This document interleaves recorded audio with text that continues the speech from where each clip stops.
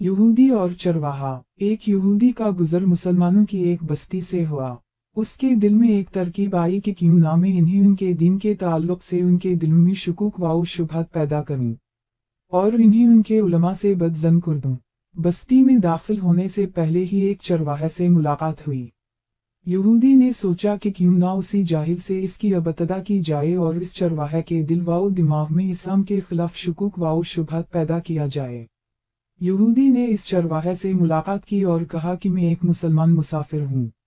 बातों ही बातों में यहूदी कहने लगा कि हम मुसलमान कुरान मजीद को याद करने के लिए कितनी मशक्कत उठाते हैं, जबकि यह कुरान 30 अज्जा पर मुश्तमिल है। लेकिन कुरान में बेशुमार आयत मुतशाबा हैं जो एक जैसी ही हैं। बार बार दोहराने की क्या जरूरत है। अगर मुतशाबहत को निकाल दिया जाए तो कुरान और भी मुख्तसर हो जाएगा और याद करने में बहुत आसानी भी हो जाएगी। चरवाहा इसकी बात गौर से सुनता रहा और खामोश रहा। जब यहूदी की बात मुकम्मल हुई तो चरवाहा ने कहा कि वाह, तुम्हारा ख्याल तो बहुत अच्छा है। यहूदी दिल ही दिल में बहुत खुश हुआ कि ये चरवाहा मेरे जाल में आ गया है। फिर अचानक चरवाहा ने कहा कि मेरा एक सवाल है। यहूदी ने कहा, पूछे, तुम चाहते हो क्या कुरान में जो मुतशाबहत या तकरार है उसको निकाल देना चाहिए? हाँ बिल्कुल, मेरा यही ख्याल है कि जो आयत एक मर्तबा से ज्यादा हो इसको कुरान से खारिज कर दी जाए तो कुरान मुख्तसर हो जाएगा और याद करने में आसानी भी होगी। चरवाहा ने कहा, मुझे ऐसा लगता है कि तुम्हारे बदन पर भी बाज आज़ा एक से ज्यादा हैं जो तकरार पैदा कर रहे हैं जिसका कोई फायदा नहीं है।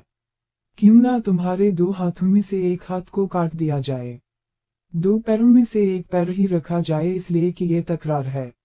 2 आंखों की क्या जरूरत है, काम तो एक आंख से भी पूरा हो सकता है, क्यों ना तुम्हारी एक आंख भी निकाल दी जाए। 2 कान और 2 गर्दन की क्या जरूरत है, इसमें भी तकरार है।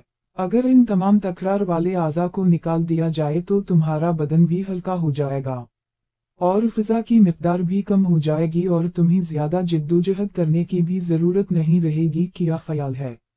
यहूदी अपना सियाह मुंह लेकर फौरन उठ खड़ा हुआ और अपनी राह ली।